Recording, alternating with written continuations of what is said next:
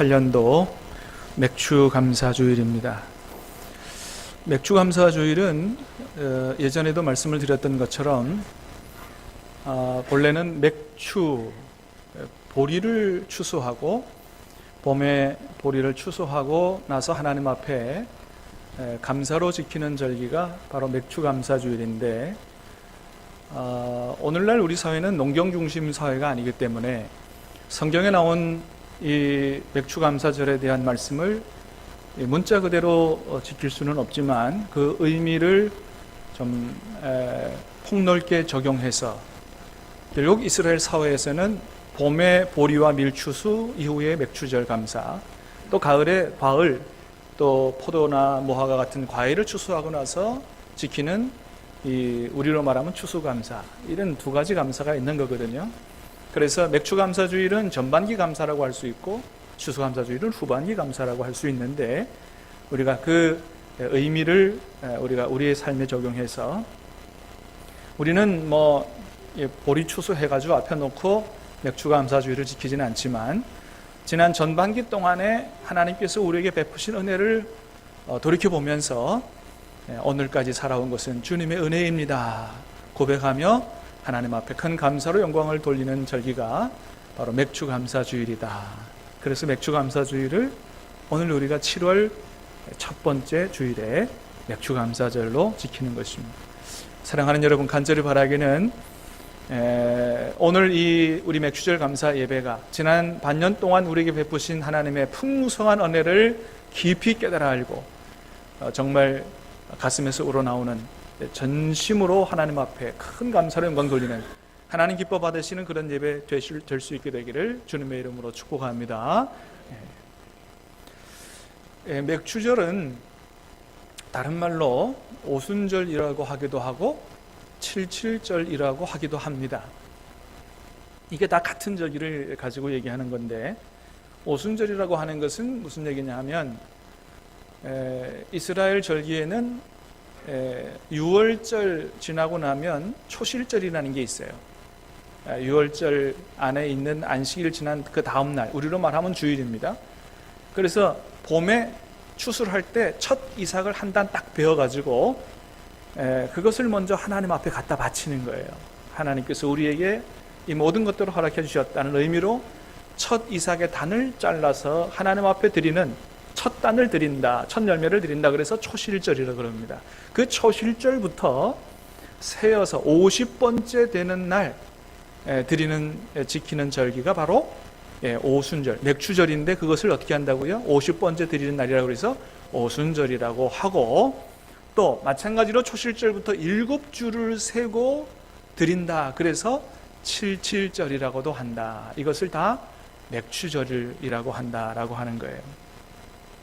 자, 그래서 오늘 본문의 말씀은 하나님께서 명령하신 맥추절에 대한 말씀인데 오늘 말씀을 보면 맥추절에는 다른 절기에 비해서 23장에 여러 가지 절기들이 나옵니다만은 다른 절기들에 비해서 하나님께 드리는 제물이 아주 대단히 풍성한 것을 보게 됩니다.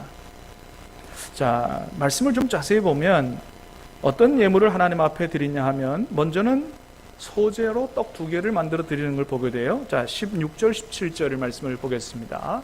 시작. 7 안식일 이틀까지 합하여 50일을 계수하여 새 소재를 여호와께 드리되 너희의 처소에서 10분의 2 에바로 만든 떡 2개를 가져다 흔들지니. 그래서 여러분 오늘 이 말씀을 한번 잘 보시기 바랍니다. 맥추절에 이스라엘 백성들 하나님 앞에 어떻게 감사로 영광을 돌렸는가. 첫 번째는 소제를 드리는데 이 소제는 곡식으로 만든 제사를 가지고 소제라 그래요. 그래서 오늘 말씀에서 보는 대로 새 소제를 여호와께 드린다고 그랬는데 이것은 봄에 추수한 햇 곡식을 가지고 드리는 그런 제사 제물인데 이 햇 곡식을 가지고 떡 2개 만들어서 그건 얼마 안 되죠. 그건 상징적인 의미가 있다고 생각이 됩니다. 하여튼 햇곡식으로 떡을 2개 만들어서 하나님 앞에 소제를 먼저 드리고, 그러니까 햇곡식으로 떡 만들어 하나님 앞에 드리는 이 제사, 이 소제는 맥추감사 주일에 아주 잘 어울리는 제사라고 이렇게 할 수가 있습니다. 자, 그런데 맥주 감사 주일 제물이 거기서 끝나는 게 아니라는 거예요. 자, 그 다음에 18절 19절을 보겠습니다. 시작. 너희는 또 이 떡과 함께 1년 된 흠없는 어린 양 7마리와 어린 수소 1마리와 수량 2마리를 드리되 이것들을 그 소제와 그 전제 제물과 함께 여호와께 드려서 번제로 삼을지니 이는 화제라 여호와께 향기로운 또 수렴소 하나를 1년 된 어린 수량 2마리를 화목제물로 드릴 것이요. 아멘. 지금 뭐 드리라고 하는지 기억이 잘 나세요? 기억이 잘 안 날 만큼 많죠. 요걸 간단하게 정리해보면 이런 거죠. 어린 양 몇 마리? 7마리. 그 다음에 어린 수소 1마리, 수양 2마리, 수렴소 1마리, 1년 된 어린 수량 2마리. 여러분, 결코 적은 예물이 아니에요. 그죠? 여러분, 만일 양 7마리, 소 1마리, 또 양 2마리 이걸 다 잡아가지고 제단에 한번 쫙 올려놨다고 생각해 보세요. 하나님 앞에 드리는 맥주절 예배의 제물이 얼마나 풍성하냐 말이죠. 그렇습니다, 여러분. 이렇게 맥주절 예배의 감사 제물이 다른 예배에 비해, 다른 제사에 비해서 대단히 풍성하게 그렇게 준비해서 드려졌다는 거예요. 자, 그런데 이렇게 풍성한 제물로 하나님 앞에 맥주 감사절 예배를 드리라고 한 게 이게 하나님의 명령이었다고 하는 것입니다. 하나님 명령하신 거 이렇게 하라. 그러니까 맥주절의 감사는 우리가 가만히 생각해보고 감사한 마음이 들면 하고 아니면 안 하고 이런 게 아니고 뭐라고요? 이것은 하나님의 명령이라는 거예요. 너희가 맥주절에 이렇게 하나님 앞에 크게 감사로 영광을 돌려야 된다라고 하는 것입니다. 여러분, 그렇다고 해서 아이고 나는 맥주절 생각이 맥주절이라고 왔긴 했는데 감사하라고 그러는데 별로 생각하니까 감사한 것도 없고 그런데 명령하시고 억지로 하라 그러니까 어쩔 수 없이 한다. 여러분, 이런 걸 원하시는 게 아니죠. 사랑하는 여러분, 다시 한번 축복합니다. 지난 전반기 동안 하나님께서 저와 여러분에게 베푸신 은혜를 정말 성령의 도우심 가운데 깊이 깨달아 알 수 있게 되기 바라고 가슴에서 우러나오는 마음으로 전심으로 하나님 앞에 이 맥주 감사절 예배를 드리는 저와 여러분 될 수 있게 되기를 주님의 이름으로 축복합니다. 하나님이 그런 예배를 원하시는 거예요. 사랑하는 여러분, 하나님의 말씀은 우리에게 짐이 아니요 모든 명령의 말씀이 다 축복이 되는 줄로 믿으시기를 바랍니다. 그러므로 오늘 이 말씀도 맥주절에 큰 감사로 하나님 앞에 영광을 돌리라 라고 하는 말씀이 개인적으로 또 인간적으로 생각해보면 대단히 부담이 되는 것 같기도 하지만 그러나 여러분, 이 말씀도 저와 여러분에게 축복이 되는 말씀인 줄로 믿으시기를 바랍니다. 자, 여러분, 한번 곰곰이 생각해 보십시다. 하나님 앞에 좀 큰 감사로 영광 돌리라고 하는 말씀이 왜 우리에게 축복이 될까? 저도 설교 준비하면서 좀 곰곰이 생각해 봤어요. 왜 큰 감사로 영광 돌리는 게 우리에게 축복이 되느냐? 첫 번째는 하나님께서 우리가 그런 자세로 예배 드릴 때 우리의 맥주절 감사 예배를 하나님이 기쁘게 받아주신다라고 하는 거예요. 시편 50편 말씀을 같이 읽어봅니다. 시작.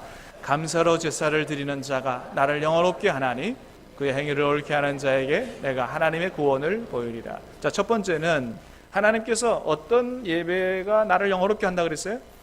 감사로 제사를 드리는 자가 나를 영화롭게 한다. 하나님은 어떤 사람의 예배를 기뻐 받으신다는 거예요? 감사로, 억지로가 아니고 정말 하나님의 은혜를 깨달아. 여러분, 오늘 맥주 감사 주일만이 아니고 이런 매 주일의 예배가 여러분, 우리가 왜 예배 드리러 오는 거예요? 예배 안 드리면 지옥 갈까봐 이런 마음으로 여러분 이런 예배를 원하시는 게 아니잖아요.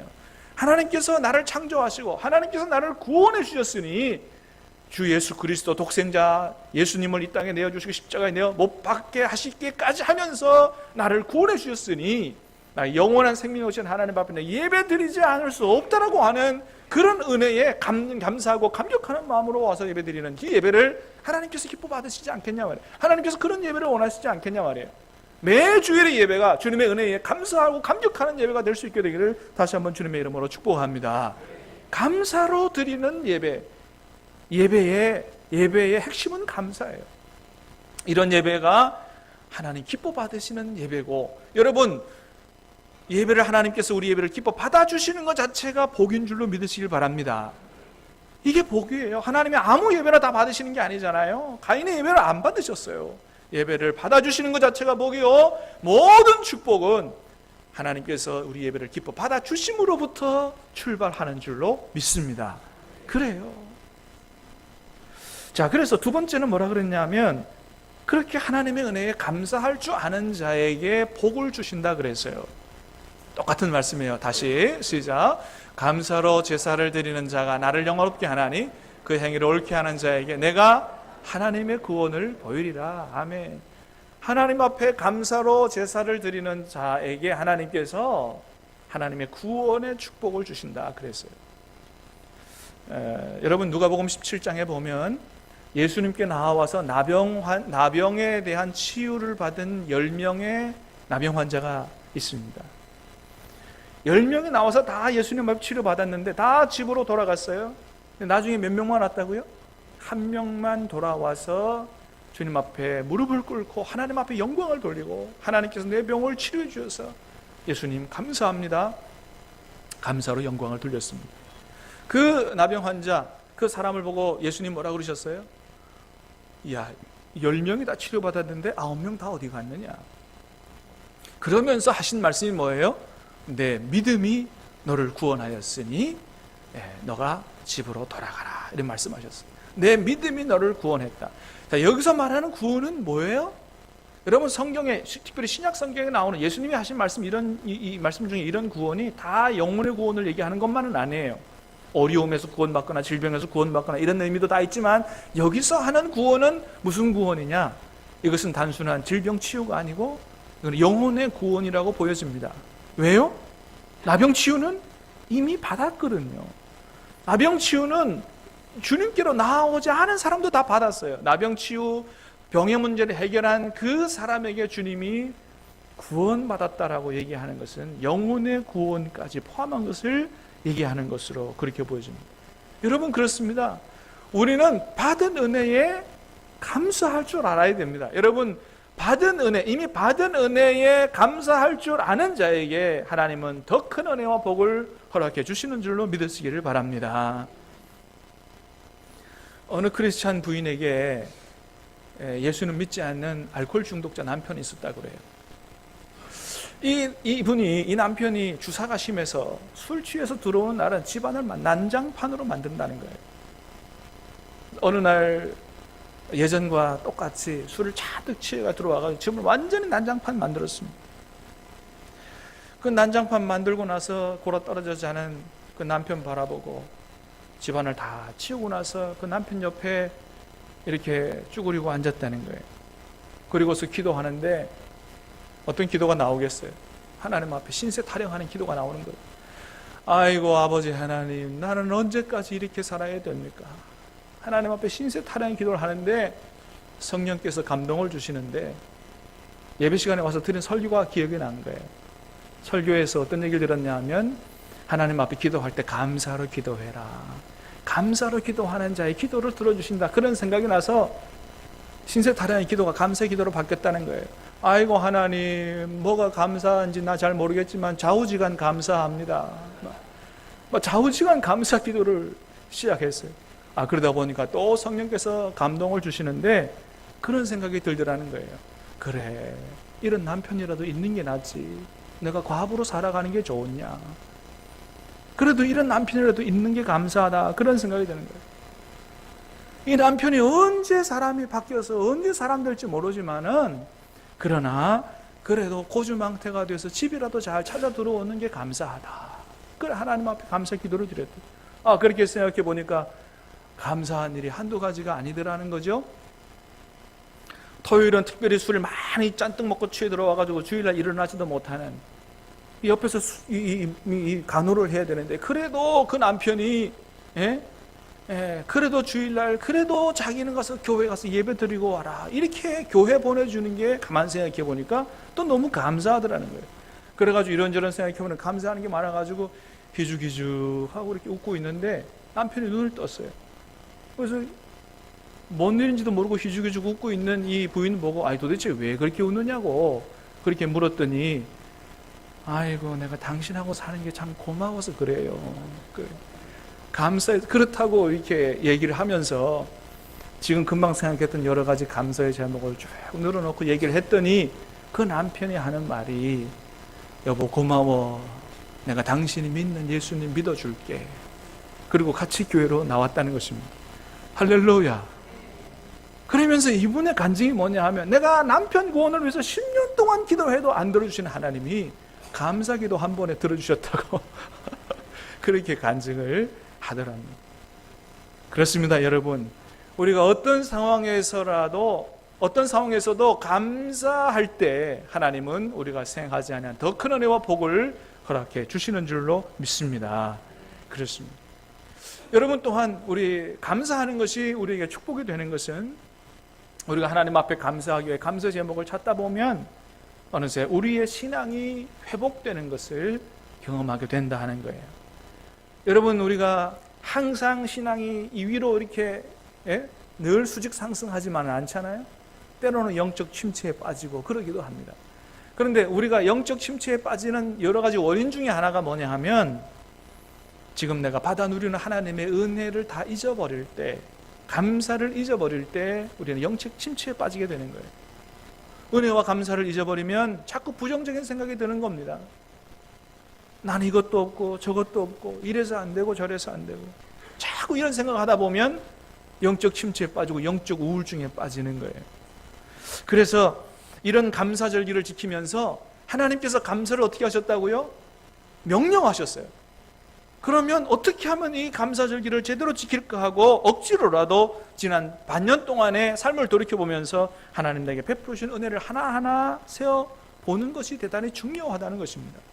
여러분 하나님 앞에 오늘 헌금만 드리지 말고 정말로 지난 반년을 돌이켜보면서 하나님이 내게 베풀으신 그 은혜들을 하나하나 손꼽아 세어볼 수 있게 되기를 간절히 바랍니다. 그러면 어느새 나도 모르게 감사가 생겨나고 우리의 신앙이 회복되는 것을 경험할 수 있다라고 하는 것입니다. 여러분 그렇게 하나님은 이런 감사절기를 통해서 하나님 앞에서 하나님의 은혜를 하나하나 세우면서 하나님과 소원해진 관계를 회복하고 새롭게 우리의 신앙생활을 출발하는 그러한 절기가 되라고, 그런 시간이 되라고, 그런 계기가 되라고 주님께서 우리에게 이 맥주감사 절기를 명령하신다 그런 것입니다. 그래서 오늘 본문에 보면 맥주감사 주일에 여러 가지 제사를 드리라 한 것을 하나님께서 그렇게 말씀하신 것을 보게 되는데, 자 아까도 본 것처럼 먼저 하나님 앞에 어떤 제사를 드렸습니까?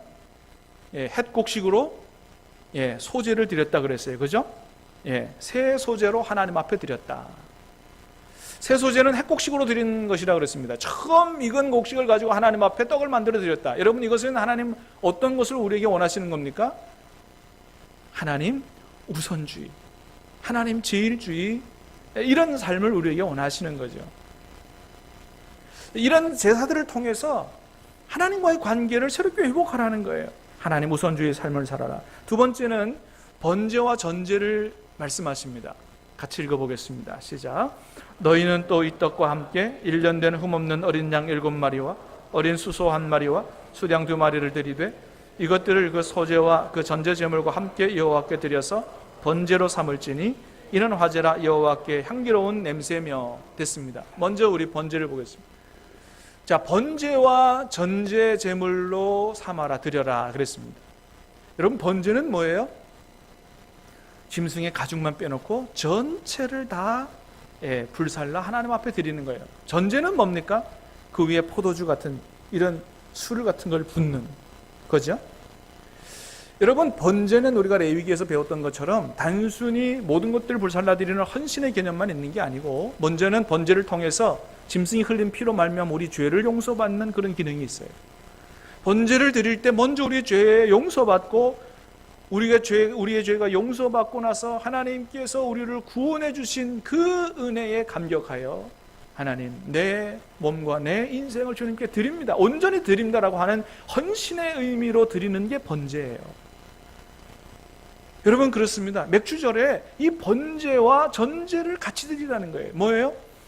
예수 그리스도의 십자가의 보혈로 용서받고 구원받은 너희가 이런 맥주감사절을 통해서 다시 한번 하나님 앞에 온전한 헌신을 다짐하고 맹세하는 그런 계기가 되라고 주님 말씀하시는 것입니다. 세 번째는 속죄제를 말씀하세요. 그 다음 19절 말씀 시작. 또 수염소 하나로 속죄제를 드리며 1년 된 어린 수양 2마리를 화물 제물로 드릴 것이요. 그 다음 보면 여러분 속죄제는 뭐냐 하면 속죄제는 우리가 죄를 지으면 우리의 땅도 더러워진다 그랬어요.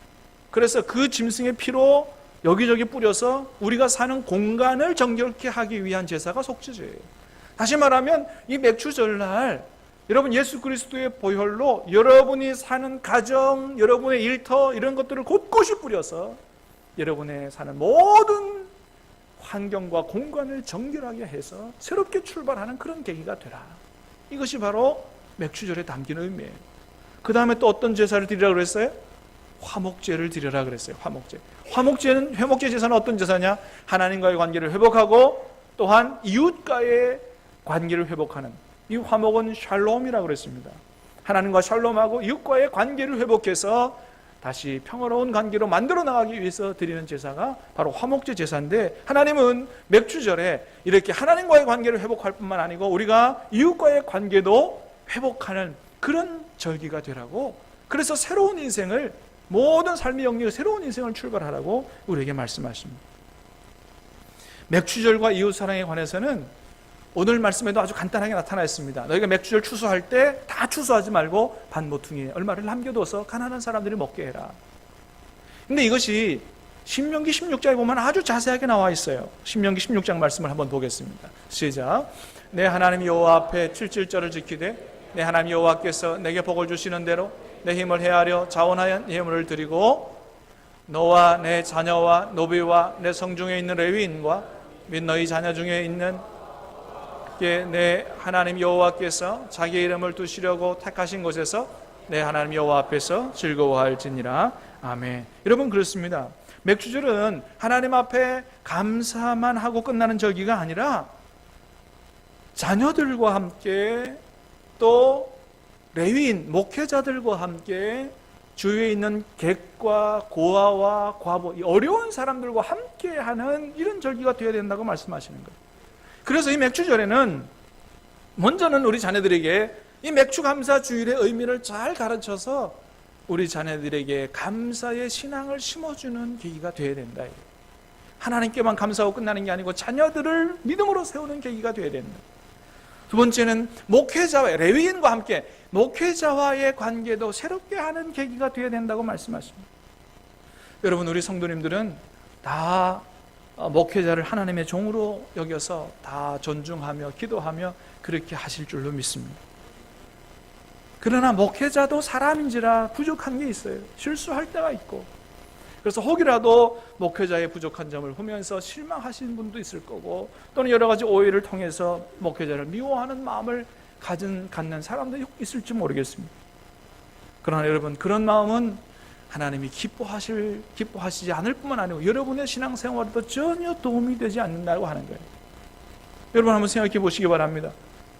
싫어하는 목회자의 설교가 귀에 들어오겠냐는 거예요. 여러분 우리의 신앙이 성장하고 하나님의 축복을 받아 누리는 것이 다 말씀으로부터 시작되는 건데, 말씀이 안 들어오면 여러분 그것이 누구의 손해가 되겠느냐라고 하는 것이죠.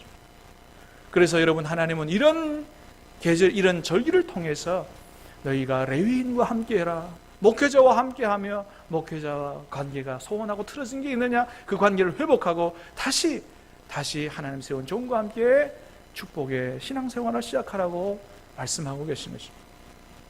여러분 그러잖아요. 우리 목사님 저렇게 못생기고 키가 작지만은 그래도 나를 위해서 기도해주고, 그래도 나를 위해서 얼마나 이렇게 말씀 전해 주려고 이렇게 해서 그냥 준비하는 거 보면 참 감사하다. 여러분 저는 토요일날 11시 전에 집에 들어간 일이 없어요. 늦으면 새벽 1시까지 설교 원고 마무리 해놓고 들어가요. 그래도 여러분에게 하나님 말씀을 제대로 전해주려고 저는 나름대로 이게 하는 거예요. 여러분 그렇게 생각하면 목회자에 대한 생각도 달라지고 그 모든 것이 여러분에게 복이 될 줄로 믿습니다. 세 번째는 맥주감사주일에 어려운 이웃들과 함께하는 그런 절기가 되라. 실제로 주위에 그런 분이 계셔서 한번 소개합니다. 이분은 지난번에도 제가 한번 소개했습니다마는 우리 둘째 아들이 다니는 학원 원장님이신데 해피톡톡이라고 하는 기독교 사회 봉사단체를 만들어서 주위에 어려운 사람들 남의 교회까지 다 찾아가지고 도와주는 이런 일.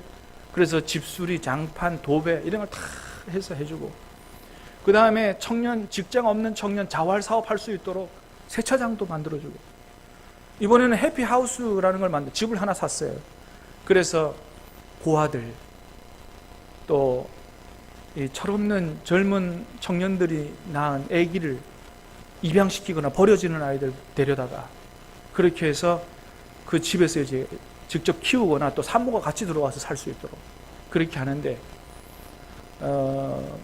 초등학교 학생이 하나 들어와 있고, 그 다음에 난지 한 달밖에 안 된 깐난쟁이 들어와 있고, 이번에도 서울에서 난지 일주일밖에 안 된 아이가 또 온다 그래요.